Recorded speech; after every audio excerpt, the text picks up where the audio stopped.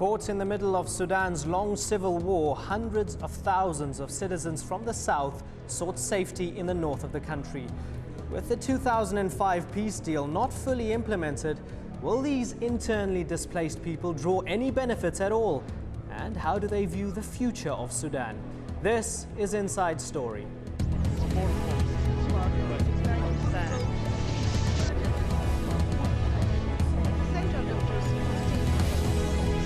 Hello, I'm Imran Garda. Welcome to the special edition of Inside Story from Khartoum, Sudan. A long and costly war between the Sudanese government and former rebels in the south left the country with hundreds of thousands of IDPs. Those are internally displaced people. We visited one of the IDP camps just outside of Khartoum and also spoke to some other southern Sudanese living inside the capital. Vast, inhospitable and desperately poor. It's hard to believe As-Salam IDP camp is only a few kilometers from the capital. Speak to camp elders who fled from the south more than 23 years ago, and they'll tell you that little has changed here since the height of the civil war. No improvement, and the condition is going somehow. They no work. The family cannot find the work properly. For feeding ourselves is difficult. It's not hard to gauge exactly what these camp residents want and need. What people here want in the first place is peace. However, the situation on the ground is not clear. On some occasions, we, the innocent, fall victims to disputes. We are done harm for problems we are not part of. All we need is better education, better medical care and also equal treatment. Many of the people here in the camp are jobless. I would like to return to the south as soon as possible. I wish to take my children back to school and settle there. We may come here for a vacation. Sudan is the country of all of us, with no difference between an Arab and an African. Life in the camps is harsh at the best of times. Everyone we've spoken to here, from those who were born here to those who have lived here for over 2 decades, all yearn to settle down, not nearby in the capital Khartoum, but back in their true homes in the south of Sudan. In a Khartoum park near a local university, students from the south are slightly better off than those in the camps. Despite that, they too see themselves as refugees, with their future lying in the south and not the north. I am here for a certain purpose that when I complete this program of mine, I'm going back to bring up the people who are not educated in southern Sudan. Juba is my place, and nobody can refuse his place. So if time comes for me to go back to south, I can go back to south, to Juba. Almost 3 million southern Sudanese are internally displaced. If the 2005 peace agreement holds, it bodes well for their future. But they'll have to wait until 2011 to see whether that future lies in a united or partitioned Sudan. Well, joining us now to discuss this issue are our guests. To my left, Musa Al-Makkour, ex-governor of Upper Nile State. Next to him, Dr. Mudawi Al-Turabi, Secretary General of the National Unity Party's Council. And next to him, Farouk Jadkoth, a Sudanese intellectual and someone who calls for a separate southern state. Welcome to the program, gentlemen. If I could start off with you, Mr. Jadkoth. We visited As-Salam IDP camp just outside of Khartoum, where we saw a lot of southerners living in squalid conditions. Do you believe that they've been neglected? Well, I'm glad you have seen, and seeing is believing. I'm glad you have seen the ghettos, the slums, and that has been the situation all over. And I strongly believe, as others would believe with me, that they have been mishandled, they have been taken for granted, they have seen the worst that they could see. Look now. In our lifetime. And that's what I would call, they've lived in a culture of war. So they have been neglected, yes. Musa Al-Mak Kur, would you agree that they've been neglected and it's quite a hopeless scenario for them here? I do agree with you. They are living a lot of difficulties, a tremendous suffering. All these things that's passing through. Though this is due to political instability, that the war has been lingering in the country since 1955. The South was living almost in a real political unrest. So the movement, those people from the South to the North, they passed through a lot of miserable life, which are leading now in these slums or shanty towns in Khartoum. Perhaps even in the South. The towns are congested. A lot of people they get in from the rural areas where they were practicing their normal life, either cultivating their lands or taking care about their cattle and so forth. Most of them are in towns. They're leading a life which they do not know. So they're really suffering. Dr. Turabi, besides those who are refugees in the camps, many we spoke to who are also students, for example, in some of the universities in and around Khartoum, who are from the south, said that they never saw a future for themselves, and they still don't see a future for themselves living in the north. Even if they do get an education, it's only to take it back to the south. Why is that? To be frank with you, I did not myself talk to any one of those students to see exactly whether he would like to live in the north or to live in the south. But I think it is a kind of a Sudanese sentiment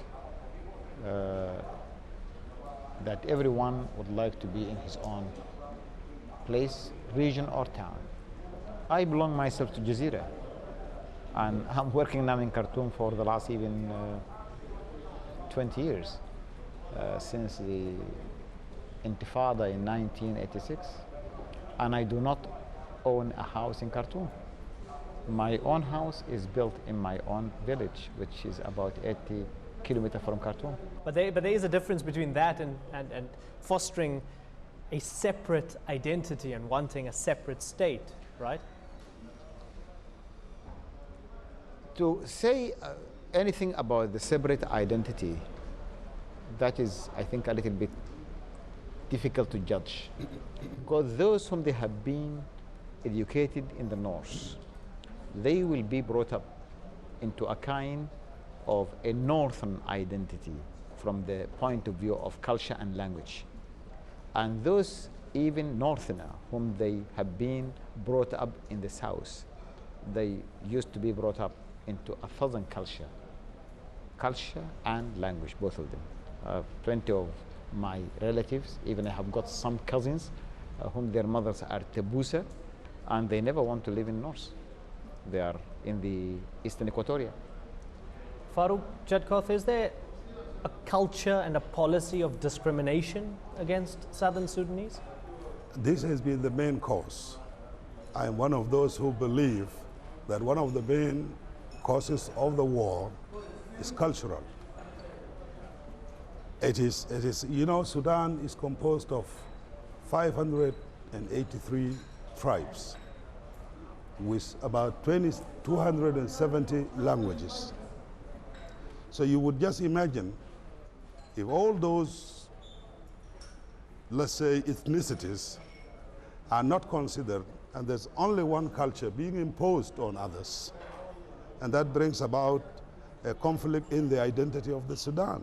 Musa Al-Mak Kur, you're from the south, you're not an Arab, but you're for a unified Sudan. Would you agree that there's this attempt from Arabs in the north at some sort of cultural homogenization?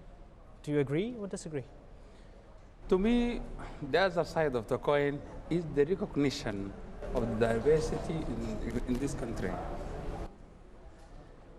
The unity that we are seeking quite a long time ago can be achieved only through unity in diversity. In other words, the recognition of the other minorities, say, although I don't believe in this, I'm a true Sudanese, rather than just to call myself to be a Southern Sudanese. I do claim this Khartoum, it is mine. My ancestors, they were here one day. They were pushed anyhow, voluntarily or involuntarily, nevertheless. But I do believe still, if there is a recognition of the different cultures that living in one country, they're given the same chance on equal foot, power sharing, wealth sharing. I don't think there is necessarily this unification of this country. But this power sharing and wealth sharing, Dr. Turabi, is it true that it's not happening at this moment in time? Power sharing, the wealth sharing I think can be done by procedures. But the power sharing is something else. Because Farouk was talking about 570, as you said, tribes. I do believe in something else, because for me, Sudan is big regions. There is a circle, which we call it the Nubian circle in the north, the Bija circle, which is the cultural circle, an ethnic circle in the east. There is an Arab circle somewhere here in the center.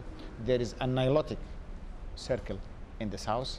And there is some kind of West African or I can say a Bantu circle, which is in Nuba Mountains and in Darfur. So these are about 5 circles. The country, to make a country, we should not be one nation. We should not be one race. United States is multi-ethnic country. UK is multi-ethnic. Even Germany is multi-ethnic. Are you saying multi-ethnic within one sovereign state? Within one sovereign state, yeah. Even South Africa, where you come from, it is not a one race over there. So to create a state, you don't need to be one ethnic, homogeneous group. I think there is no existence of such a state in the world except I think in Japan, or I don't know any other place. The only place in Japan, I think. Korea is not. Well, Korea could be, yes. Well, definitely. So for this reason, when Farouk say I'm not an Arab, it's okay. But what is he? If we are talking that he's an African, Africa is not one place. There is Arab living in North Africa. There is Nilotic, which have got nothing to do with. So let's pose that to Farouk Jadkot. Can you be? You're not an Arab, but can you still be Sudanese? Yes. Yeah, what I'm saying, I wanted to correct the information here when I said I'm not an Arab. I did not say I'm an African, although I'm proud to be an African. But I didn't say that. But he is an African too. Absolutely. Because there are Arabs in the African continent. But I'm saying he talked of multi-ethnicities. Okay? Multi-ethnicities, that's fine, I agree with him. But the diversity my brother talked of has not been a reality, because where do we have, let's say, the diversity? It is how we encroach the multi-ethnicities. How do we go around it? If we do it good, it gets us the diversity. If we do it bad, then it gets us something else. It makes the difference wider. And that is exactly the situation where the Sudan is now. You see, that's why I'm saying I can never and I would never accept to be somebody else. I would be what I am. And culturally speaking, this is very important, because if I had to ask you now, who are you, I expect you to answer, but not anybody else to answer. So is it difficult for Southern Sudanese to answer at this moment in time? Yes, a lot of questions have been answered on our behalf, and this is wrong. Nobody can ever say that the Sudan is an Arab country. When I'm here, I'm not an Arab. Who am I then? I tell you something funny. I studied in Lebanon. And the first time we went to Lebanon, carrying the Sudanese passport, at the airport, we were asked to queue in the Arab, in the Arab world or Arab countries. So we queued up, 5, 6, 7 of us. But someone came and told us, hey, look, guys, you must be in the wrong queue. We said, why? We said, this is for the Arabs. We said, we are Arabs. We come from Sudan. They say, okay, this is a special case. why do I have to be toyish in my identity when I go out of the Sudan? I want to be proud of the Sudan. All right, let's expand a bit more on the issue of practicalities and power sharing. Musa Al-Makur, one of the sticking points when peace was signed in 2005 was over the allocation of government and civil service jobs. In some areas it was a 70-30 quota, others 55-45. Is there still a feeling that a lot of the top jobs are still going to northerners, ethnic Arab northerners over southerners? If it is the case of the CPA, I don't think this is the reality of today. The South has got its own government, which is the government of Southern Sudan. And the South, even it has the most powerful first vice president in the world by constitution. This is Mr. Salva Kiir Bayardi. So in this sense, I don't think there is, I cannot just say still the problems are there in this sense. But the question is just this constitutional post. There are other so many imbalances in economics, in social affairs, in culture, presentation of oneself. These are other problems which they are still there. You can't just switch them on and off by just clicking the computer. It takes difficult and continuous steps. It needs political will. Is the political will there? I think it's very difficult to say yes. I know there are a lot of difficulties, especially the parties or signatories to CPA. They are still fighting here and there. They are still at each other's throat since the signing of the peace 2005. Although there are 3 or 4 years now left for the referendum, but I think it looks gloomy still. It looks gloomy. Dr. Turabi, 3 years to go until that referendum. Are you convinced that Southerners are going to vote for their own state? Of course, I cannot say anything here because it will be just a matter of guessing. In What's politics, the trend like? I think we have got a lot to do before really we can say that Southerners are going to vote for unity. But there is one point which I need to correct. When we are talking about the participation or the power sharing, as I told you also, power sharing is not a matter of procedures, it's not a matter of law. Because if we do feel all of us that we are Sudanese, if we can correct the bills and the laws which are enhancing or enforcing the equal opportunity rights of the citizen in one state, then the merit should prevail. Because I don't think here a cultural barrier or an ethnic barrier will come over. If also what my friend said, that he does not feel that we didn't address these issues. Okay, I myself, Mudawi At-Turabi, and even Engineer Farouk or Musa Al-Makki, we cannot be held accountable for what the fathers of the independence did in the past. We are much better educated. We have seen the world better than them. We have been exposed to culture and how the nation building process looked like. Why can't we join effort together to at least put a map road that will lead us to a big unified country where social peace can prevail? Farouk Jatkoth, do you believe in that dream? Oh unified yes, Sudan? yes. As a dream, I definitely believe in one Sudan. This has been the hope of everybody. But how do we encroach it? How do we go towards it? For me, we have tried all means and we failed since independence. Even this aspect of power sharing and whatever sharing, I'm not talking about that. I'm talking simply about participation in a country where I belong to. I have a sense of belonging to a country. I want to be a Sudanese. I want to have my rights. I do not want to be bluffed. I do not want to be taken for granted for long. How long am I going to live? More than this. Okay? But the idea of the CPA, let us get to ask ourselves one important question. Why was there CPA? Because there was war. And why was there war? Because there are, imbalances and, problems of this kind.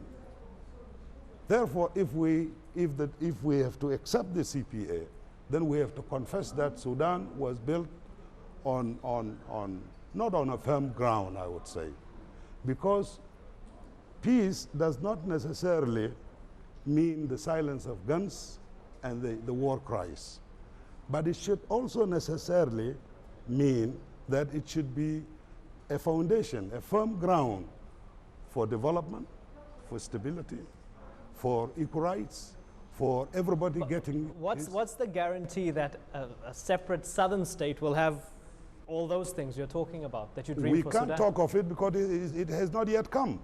Let us get to finish this first, and that will come later. We cannot talk of an unknown. Let's begin with the known. And later on, if South goes, if anything happens, we will again have a sitting like this, and you will be welcome also to invite us and talk about it. Musa al-Makur, your opinion on that? If the South is going to be a separate state come 2011, how strong will it be? How unified? How stable would it be? In case of separation, is it? Yeah. I'm not asking you. Anyhow, look, Mr. Farouk, he said you cannot talk about the unknown. Still yet you can derive the unknown from the known. I could see the contention in this country.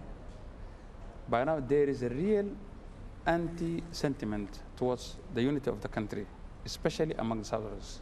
I do know this. They are fed up, they're really frustrated, especially after the signing of peace agreement of the CPA.